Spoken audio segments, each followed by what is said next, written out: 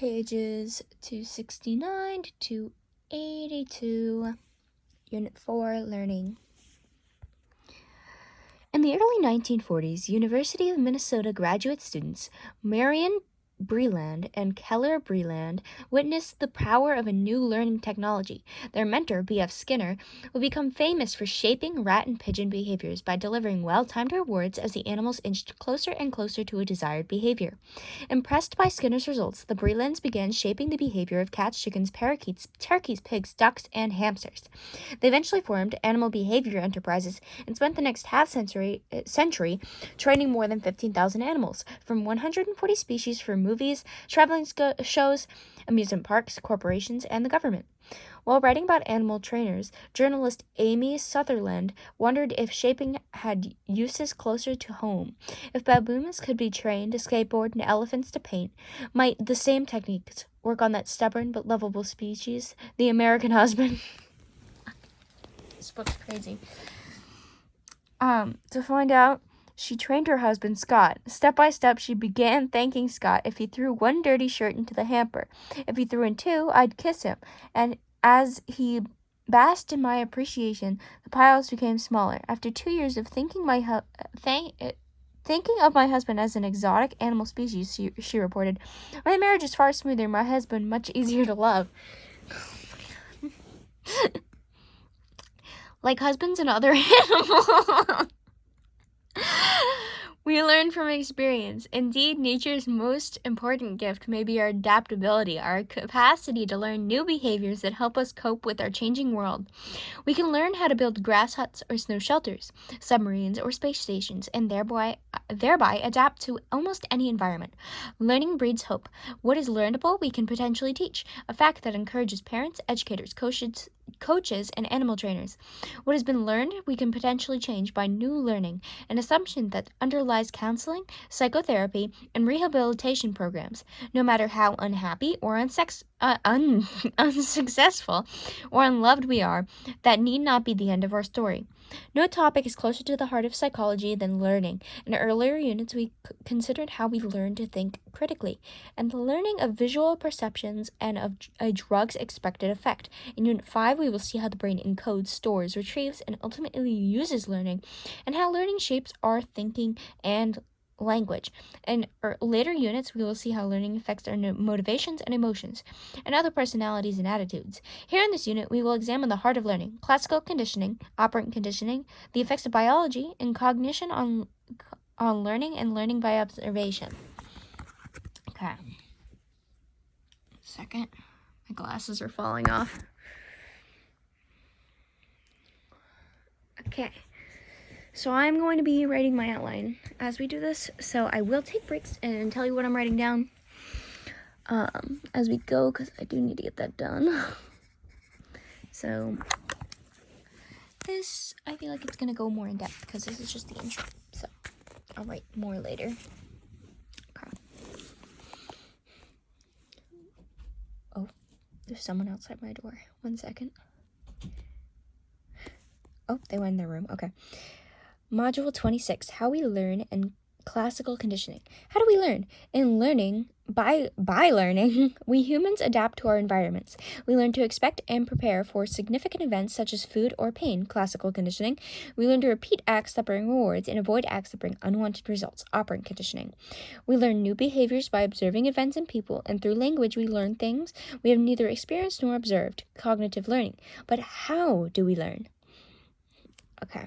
This feels important. I'm probably going to put that in my outline, but I feel like it'll go more in depth more, so let's keep reading. More than 200 years ago, philosophers John Locke and David Hume echoed Aristotle's conclusion from 2,000 years earlier.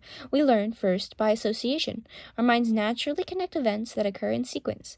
Suppose you see and smell freshly baked bread. Eat some, find it satisfying. The next time you see and smell fresh bread, you will expect that eating it will again be satisfying. So too with sounds, if you associate a sound with a frightening consequence, hearing the sound alone may trigger your fear. As one 4-year-old exclaimed after watching a TV character get mugged, "If I had heard that music, I wouldn't have gone around the corner." Learned associations often operate subtly. Give people a red pen associated with marking, rather than a black pen, and when correcting essays, they will spot more errors and give lower grades. When voting, people are more likely to support taxes to aid education if their assigned voting place is in a school. Learned associations also feed our habitual behaviors. Habits can form when we repeat behaviors in a given context. Sleeping in a certain posture in bed, biting our nails in class, eating popcorn in a movie theater. As behavior becomes linked with the context, our next experience of that context will evoke our habitual response, especially when we're mentally fatigued. We tend to fall back on our habits. That's true of both good habits, eating fruit, and bad, overindulging in candy. To increase our self-control and to connect our resolutions with positive outcomes, the key is forming beneficial habits.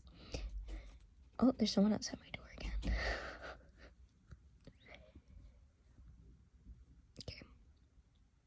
How long does it take to form a beneficial habit? To find out, one British research team asked 96 university students to choose some healthy behavior, such as running before dinner or eating fruit with lunch, and do it daily for 84 days, to record the behavior when it felt automatic, something they did without thinking and would find it hard not to do.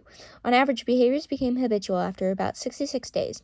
Is there something you'd like to make a routine or an essential part of your life? Just do it every day for 2 months, or a bit longer for exercise, and you will likely find yourself with a new habit. This happened for both of us with a midday workout or a late afternoon run, having long ago become an automatic daily routine. Okay.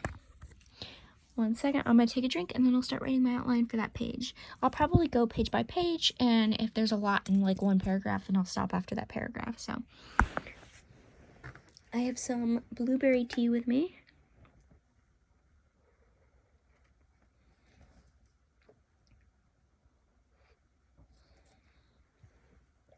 And a giant mug, but I'll probably run out anyway. Okay, so let's begin. I'm going to begin my outline. So let's see what's the most important thing here. So we're probably going to go into that later. Probably associations. I'm going to write associations.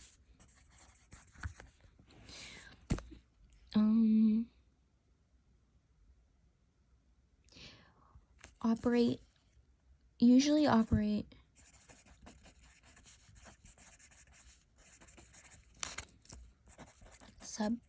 subtly. I hate that word. I always pronounce the B, but like there's no B. English is stupid. And can unconsciously affect our behaviors. Oh my god, my spelling sucks.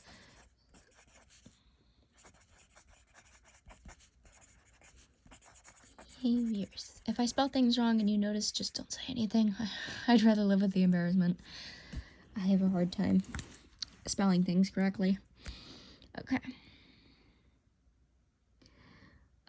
Habitual behaviors. That was also a big part at the end. So, habitual behaviors.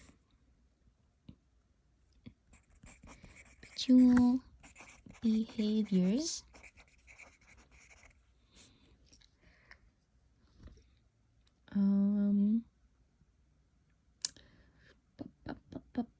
Sorry, I'm reading it a bit more, like again, so I can see what's the most important part.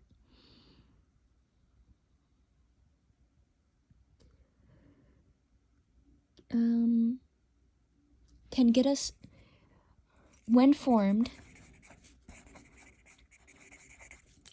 can allow us to get used to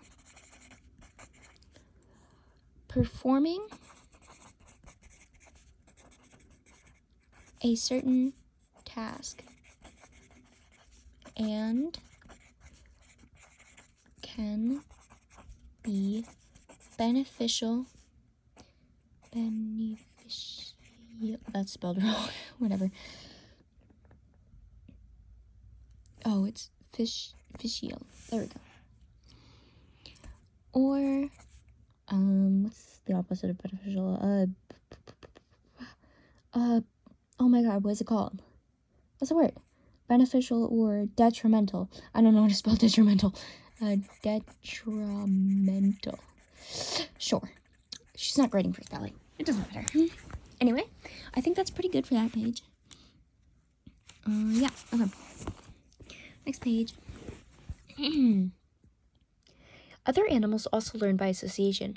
Disturbed by a squirt of water, the sea slug Aphasia protectively withdraws its gills. Its gill, singular.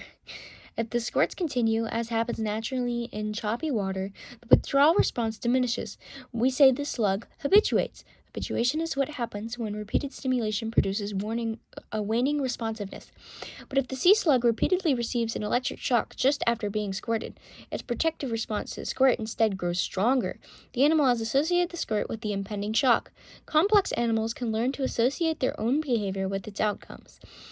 An aquarium seal will repeat behaviors such as slapping and barking that prompt people to toss at a herring.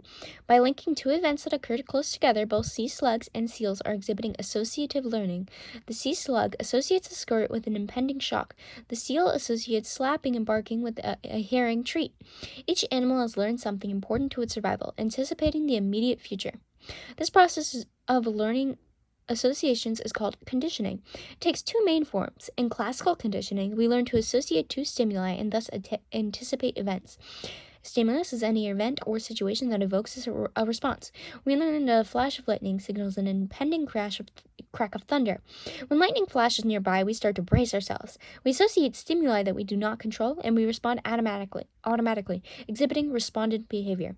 In operant conditioning, we learn to associate a response, our behavior, and its consequence. Thus, we and other animals learn to repeat acts followed by good results, and avoid acts followed by bad results. These associations produce operant behaviors, which operate on the environment to produce a consequence. Then there's a little thing here. This guy looks so photoshopped, it's like unsettling. If it would focus. Oh my god. Oh. Wow, that's really focused. There we go.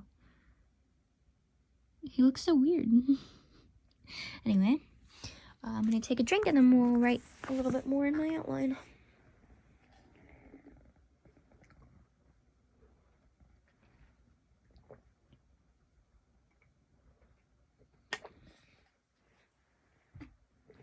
Okay. Let's see here. Let's see what we have. So there's a lot of terms in this one, so I think I'm going to summarize some of the terms. So I'm going to write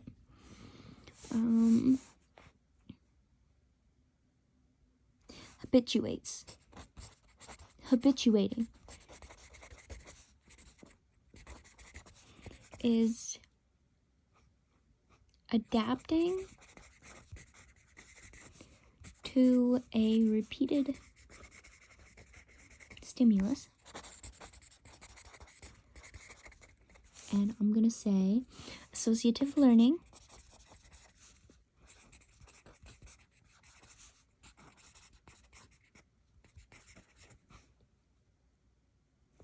is when two stimuli are linked together.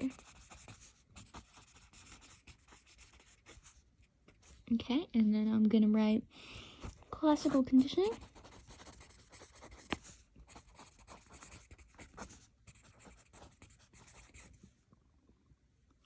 Links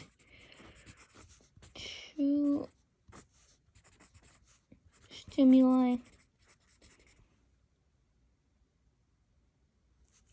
I'm going to go back actually to associative learning is when two stimuli are linked together or a behavior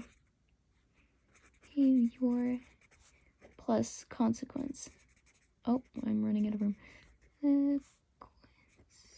Sure, that's a word. Because classical condition links two stimuli to anticipate events.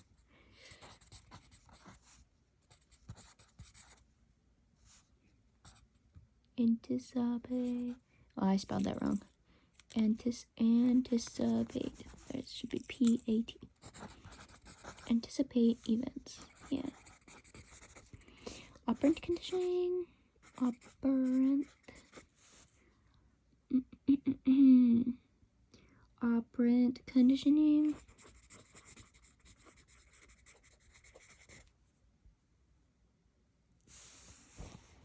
associates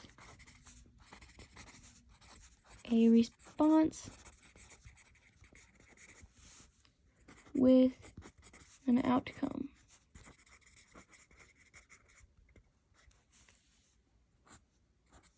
Cool. Okay, this looks good. Okay. Phew. Still got a while to go, damn. Oh, I wish it would focus. Hello? There we go. To simplify, we will explore these two types of associative learning separately. Others, though, they occur together. Consider the Japanese cattle ranch where the clever rancher outfitted his herd with electronic pagers which he called from his cell phone. After a week of training, the animals learned to associate two stimuli, the beep of their pager and the arrival of food, classical conditioning. But they also learned to associate their hustling to the food through trough. That's what that word is. With the why are they all spelled so similar? With the pleasure of eating, operant conditioning, which simplified the rancher's work. Classical conditioning plus operant conditioning did the trick. Conditioning is not the only form of learning. Through cognitive learning, we acquire mental information that guides our behavior. Observational learning, one form of cognitive learning, lets us learn from others' experiences. Chimpanzees, for example, sometimes learn behaviors merely by watching others perform them. If one animal sees another solve a puzzle and gain a food reward, the observer may perform the trick more quickly. So too, in humans, we look and we learn. Now let's look more closely at classical conditioning. Okay, I'm going to stop there because we're going to the next part. Get a drink as always. I hope I don't run out.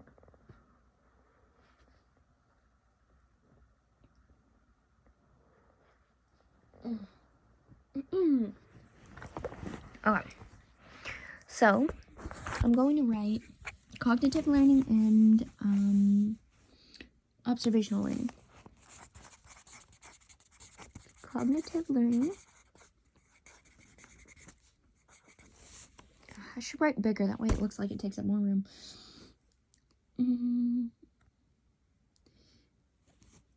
Is acquiring mental information that guides our behavior. Observational learning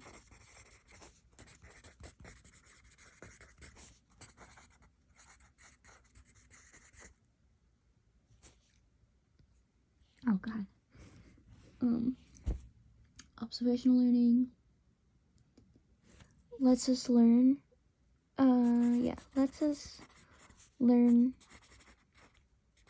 from others. Oh my god. Others' experiences. My friend just texted me telling me I should be scared about our next D&D session. I'm worried. She's the DM. Anyway, classical conditioning. For many people, the name Ivan Pavlov rings a bell. Oh, that's so funny. I've definitely never heard that joke before or made that joke before. His early 20th century experiments, now psychology's most famous research, are classics. Classics? Are you kidding me? This is stupid. The phenomenon he explored we justly call classical conditioning. Pavlov's work laid the foundation for many of psychologist John B. Watson's ideas. In searching for laws underlying learning, Watson urged his colleagues to discard reference to inner thoughts, feelings, and motives. The science of psychology should instead study how organisms respond to stimuli in their environment, said Watson. Its theoretic goal is the prediction and control of behavior. Introspection forms no essential part of its methods. Simply said, psychology should be an objective science based on observable behavior. This view, which Watson called behaviorism, influenced North American psychology during the first half of the 20th century. Pavlov and Watson both came to share a disdain for mentalistic concepts, such as consciousness, and a belief that the basic laws of learning were the same for all animals, whether sea slugs or dogs or humans. Few researchers today agree that psychology should ignore mental processes, but most do agree that classical conditioning is a basic form of learning by which all organisms adapt to their environment. All right, got some things to write down. So, I'm going to write Pavlov. Pavlov came up with the first major experiment that showed classical conditioning. Watson came up with behaviorism.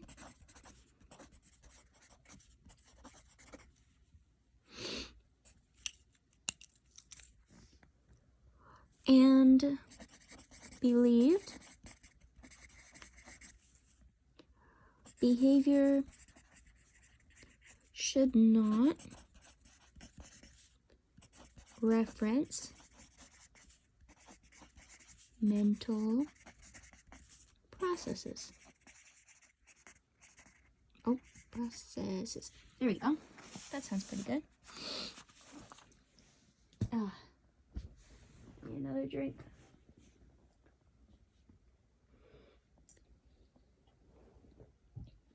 That's really good. I'll have to make more of that.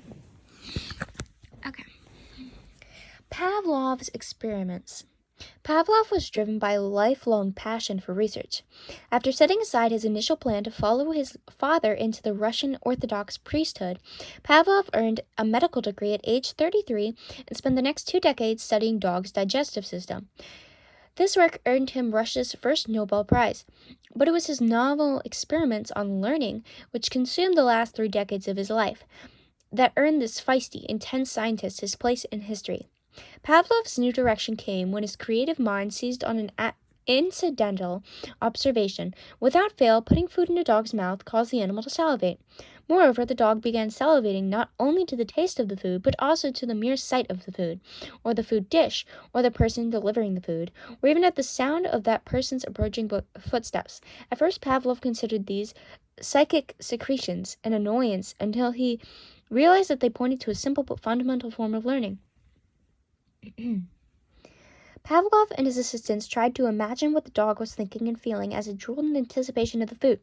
This only led them into fruitless debates, so to explore the phenomenon more objectively, they experimented. To eliminate other possible influences, they isolated the dog in a small room, secured it in a harness, and attached a device to divert its saliva to a measuring instrument.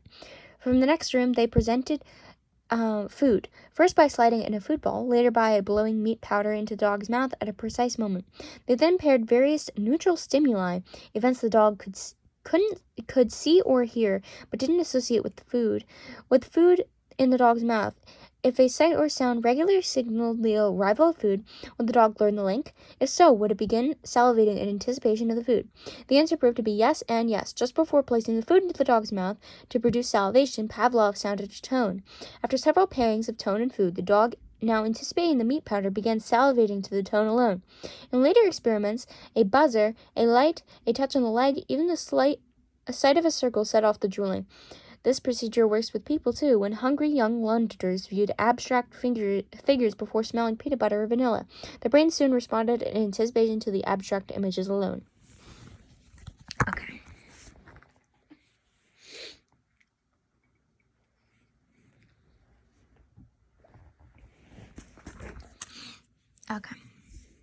so I think I'll note the neutral stimulus. All right. Classical, I think it's going to go into more depth on the next page. Let me see. Oh, there's just a little bit more about the rest of it. Okay, yeah, I'm going to just read this first. A dog does not learn to salivate in response to the food in its mouth. Rather, the food in the mouth automatically, unconditionally triggers a dog's salivary reflex. Thus, Pavlov called the drooling an unconditioned response. He called the food as unconditioned stimulus. Salivation in response to a tone, however, is learned. It is conditional upon the dog's associating the tone with the food. Thus, we call this response the conditioned response. The stimulus that is used to be neutral, in this case, a previously meaningless tone that now triggered salivation, is the conditioned stimulus. Distinguishing these two kinds of stimuli and responses is easy. Conditioned equals learned, unconditioned equals unlearned. If Pavlov's demonstration of associative learning was so simple, what did he do for the next 3 decades? What discoveries did his research factory publish in his 532 papers on salivary conditioning? He and his associates explored 5 major conditioning processes: acquisition, extinction, spontaneous recovery, generalization, and discrimination. Okay.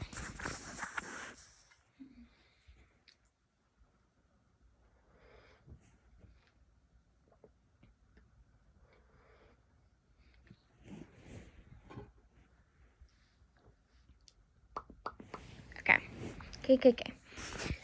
Let's see. Well, I'm gonna write. Okay. Classical conditioning. Conditioning links a neutral stimulus with a unconditioned stimulus, which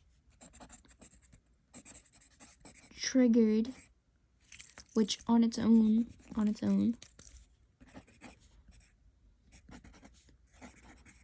triggers an unconditioned, I'm writing this really weirdly worded, but response, turning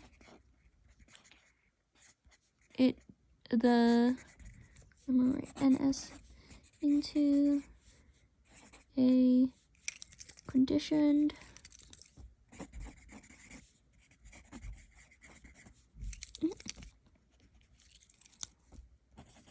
stimulus producing an identical but now conditioned response on its own. Cool. I think that summarizes it in a really bad way.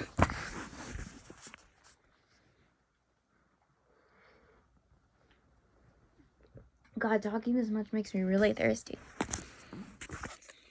Acquisition. To understand the acquisition or initial learning of the stimulus-response relationship, Pavlov and his associates wondered how much time should elapse between presenting the NS, the tone, the light, the touch, and the US, the food. In most cases, not much. Half a second usually works well.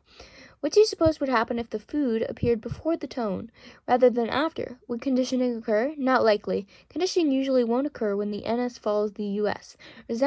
Remember, classical conditioning is biologically adaptive because it helps humans and other animals prepare for good or bad events. To Pavlov's dogs, the originally neutral tone became a CS after signaling an important biological event, the arrival of food. To deer in the forest, the snapping of a twig may signal a predator's approach.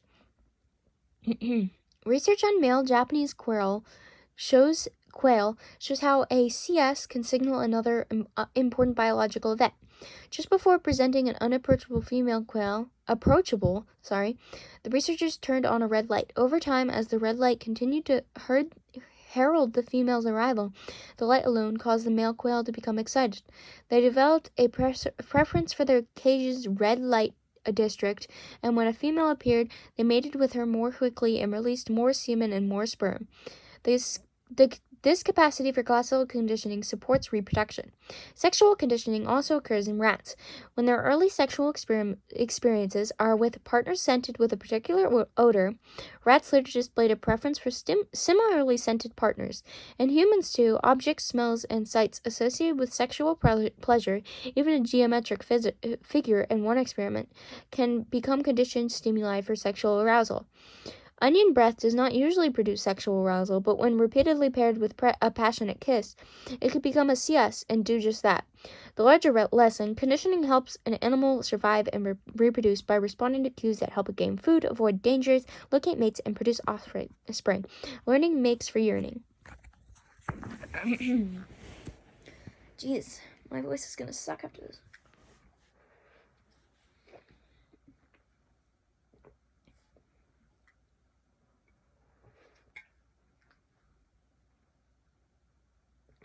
I think I'm going to stop at 9:30, and I'll do the rest tomorrow if I run out of time.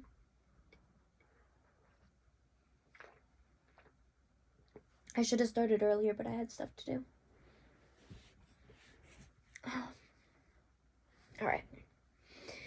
Okay. Let's see.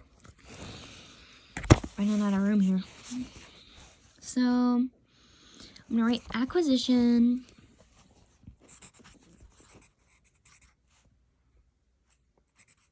I spelled it wrong. Acquisition is the initial. Oh, I spelled that wrong too. I don't even care at this point. That should be switched, but whatever. Initial learning of an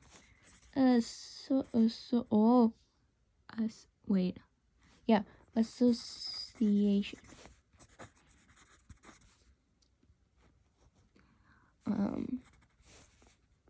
Sexual conditioning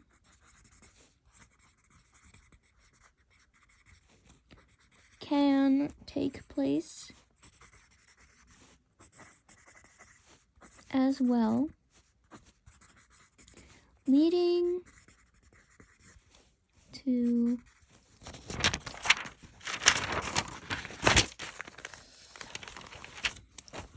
the idea that classical conditioning only happens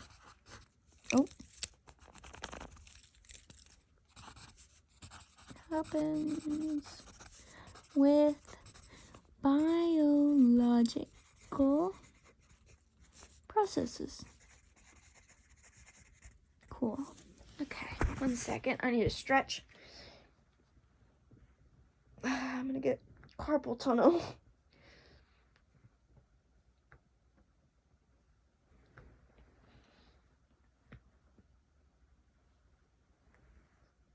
Okay, there we go.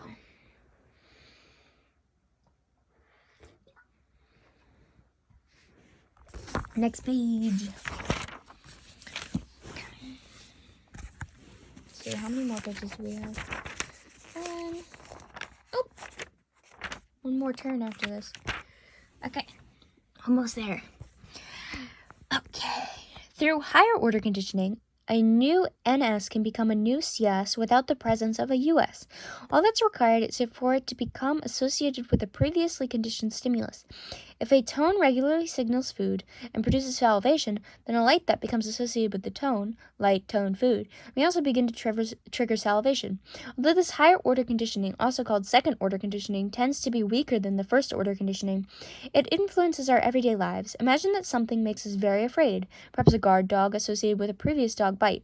If something else, such as the sound of a barking dog, brings that guard dog to mind, the bark alone may make us feel a little afraid. Extinction and spontaneous recovery. What would happen, Pavlov wondered, if after conditioning, the CS occurred repeatedly without the US? If the tone sounded again and again but no food appeared, would the tone still trigger salivation? The answer was mixed. The dog salivated less and less, a reaction known as extinction. Extinction is the diminished response that occurs when a CS tone no longer signals an impending US food. But a different picture emerged when Pavlov allowed several hours to elapse before sounding the tone again. After the delay, the dogs would again begin salivating to the tone. This spontaneous recovery, the reappearance of a weakened CR after a pause, suggested to Pavlov that extinction was suppressing the CR rather than eliminating it. Here's a nice little diagram. Okay. Oh, I should probably... I think this is a good part to go. A little bit of writing in the little outline. Okay. So, higher order conditioning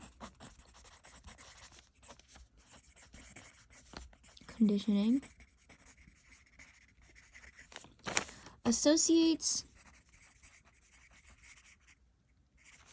a new neutral stimuli to a previously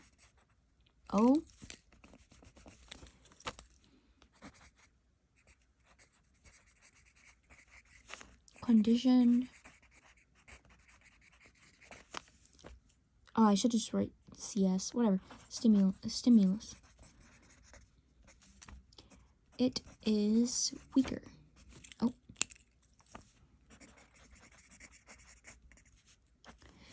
and then the other one was extinction and spontaneous recovery. So, extinction is the losing of a conditioned response after repeating a conditioned stimulus without a unconditioned stimulus.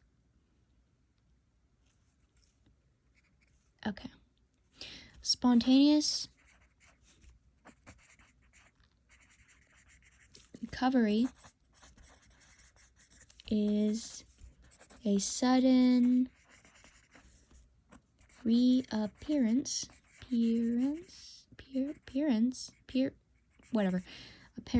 appearance of a conditioned response after a pause. Here we go.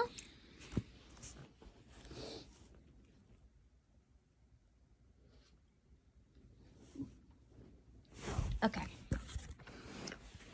Generalization. Pavlov and his students noticed that a dog conditioned to the sound of one tone also responded somewhat to the sound of a new and different tone. Likewise, a dog conditioned to salivate when rubbed would also drool a bit when scratched, or when touched on a different body part. This tendency to respond to stimuli similar to the CS is called generalization, or stimulus generalization.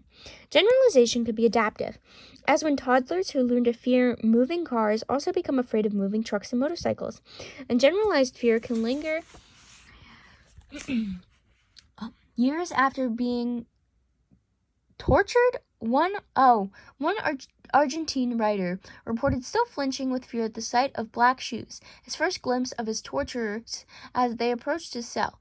Generalized anxiety reactions have been demonstrated in laboratory studies comparing abused with non-abused children. When an angry face appears on a computer screen, abused children's brainwave responses are dramatically stronger and longer lasting. And when a face that we've been conditioned to like or dislike is morphed into another face, we also have the same tendency to like or dislike the vaguely similar morphed face. Stimuli similar to naturally disgusting objects will, by association, also evoke some disgust. Shape otherwise desirable fudge to resemble dog feces, and people will be repulsed. This is a little graph. Oh, focus, please. There we go.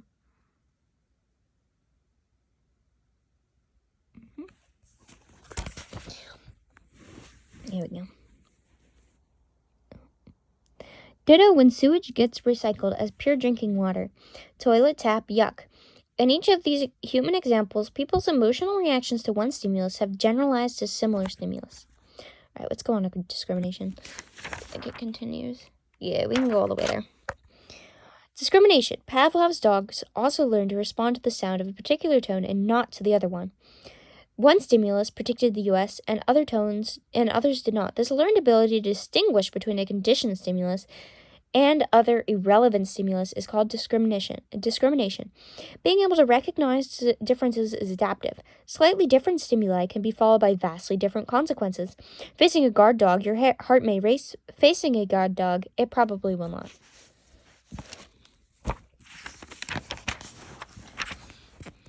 Pavlov's legacy. What remains today of Pavlov's ideas? A great deal. Most psychologists now agree that classical conditioning is a basic form of learning. Judged with today's knowledge of the interplay of our biology, psychology, and social cultural environment, Pavlov's ideas were incomplete. But if we see further than Pavlov did, it is because we stand on his shoulders. Why does Pavlov's work remain so important? If he had merely taught us that old dogs can learn new tricks, his experiments would long ago have been forgotten. Why should we care that dogs can be conditioned to salivate to the sound of a tone? The importance lies first in the finding that many other responses to many other stimuli can be classically conditioned in many other organisms. In fact, in every species tested, from earthworms to fish to dog to monkeys to people, thus classical conditioning is one way that virtually all organisms learn to adapt to their environment. Second, Pavlov showed us how a process such as learning can be studied objectively. He was proud that his methods involved virtually no subject judgments or guesses about what went on in dogs' minds. The salivatory responses of behavior measurable in cubic centimeters of saliva. Pavlov's success therefore suggested that a scientific model for how the young discipline of psychology might proceed, by isolating the basic building blocks of complex behaviors and studying them with objective laboratory procedures. Jeez, my tongue is starting to hurt.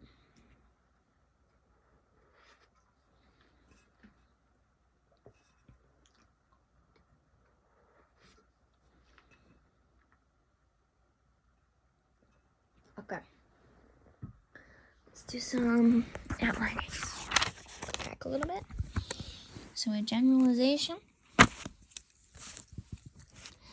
Generalization is responding. What the hell did I just write? Responding to stimuli similar to a conditioned stimulus with a conditioned response. Yep. Okay. And then discrimination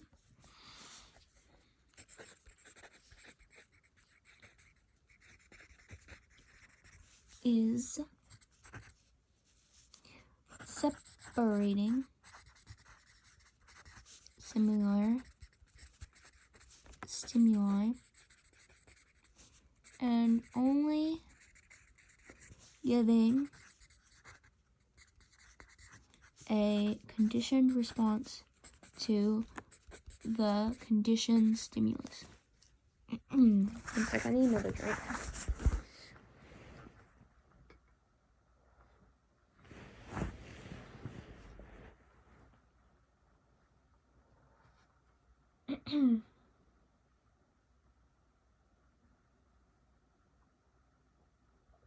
Oh god, I'm almost out. I have a can of iced tea though. Oh. Sorry, I'm getting tired. It's 8:30 right now for me. And I did not Jesus. I did not sleep last night.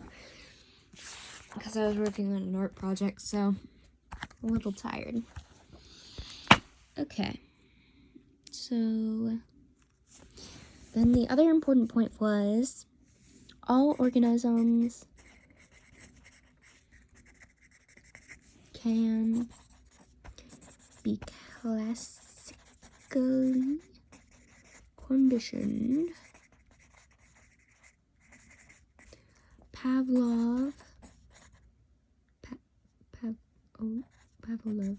set the stage for behaviorism. That's basically what it said. Okay. Oh my god, my back hurts. This is like getting bad,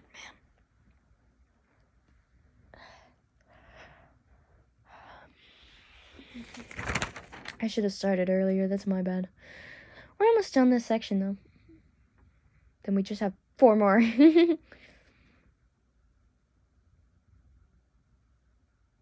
Yeah, it shouldn't be horrible. Hopefully. I could probably do the next section tonight. Sorry. That's off topic, though. Let's just get it done. This recording is really helping me stay focused. I would have freaking taken 2 more hours on my own. Okay. Applications of classical conditioning. Other units in this text show how Pavlov's principles can influence human health and well-being. Here are 3 examples. Drug cravings. Former drug users often feel a craving when they are again in the drug-using context. With people or in places they associate with previous highs. Thus, drug counselors advise their clients to steer clear of people and settings that may trigger these cravings. Food cravings. Classical conditioning makes dieting difficult.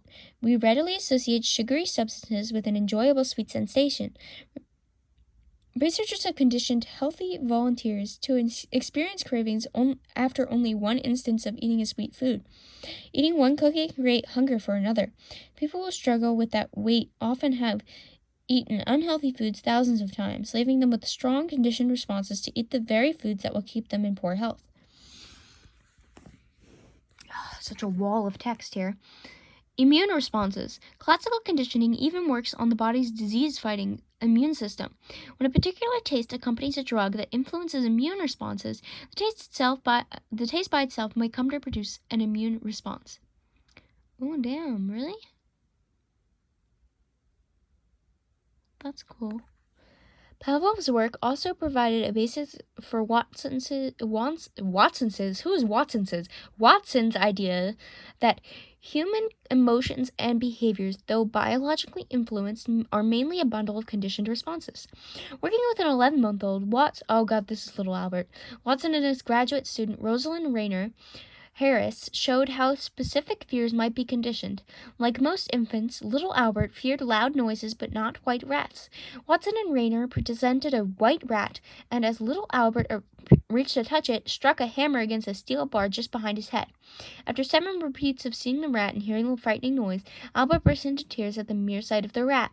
5 days later, he had generalized this startled fear reaction to the sight of a rabbit, a dog, and a sealskin coat, but not to dissimilar objects such as toys. For years, people wondered what became of little Albert. Sleuthing by Russell Powell and his colleagues found a well-matched child of one of the hospital's wet nurses. The child, William Albert Badger, went by Albert B., precisely the name used by Watson and Rayner. This Albert, who died in 2007, was an easygoing person, though perhaps coincidentally he had an aversion to dogs. He died without ever knowing of his early life in a hospital residence or his role in psychology's history. People also wondered what became of Watson. After losing his Johns Hopkins professorship over an affair with Rayner, whom he later married. Damn, I didn't know that happened. Really, though? He joined an advertising agency as the company's resident psychologist. There he used his knowledge of associative learning to convince many successful advertising campaigns, including one for Maxwell House that helped make the coffee break an American custom.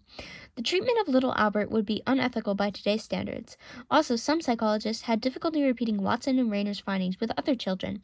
Nevertheless, little Albert's learned fears led many psychologists to wonder whether each of us might be a walking warehouse of conditioned emotions.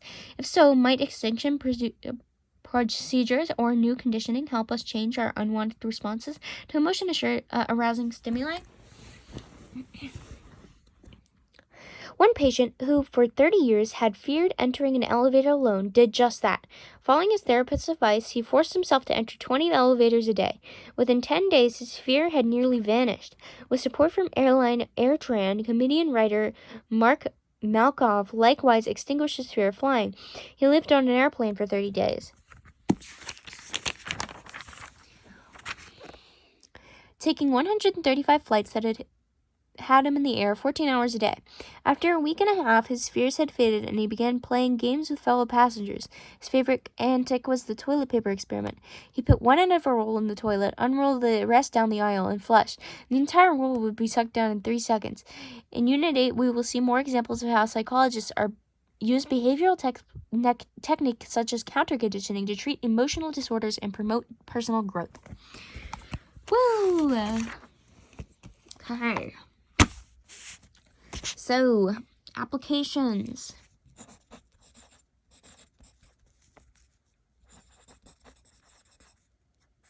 Of CC could be drug cravings. Just gonna write them down. Food cravings. Or immune responses.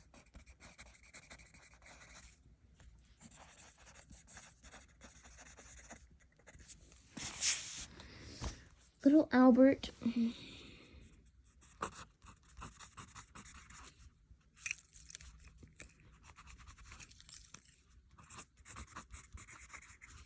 was an experiment by Watson to test classical conditioning and generalization.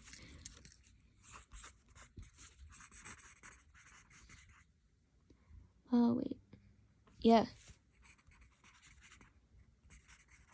On human emotions. Very cool. Yeah. Yep. I think that's pretty good. Alright. I'm good. I'm gonna go. Bye, guys. Thanks for watching. I'll see you in the next one, maybe. Bye.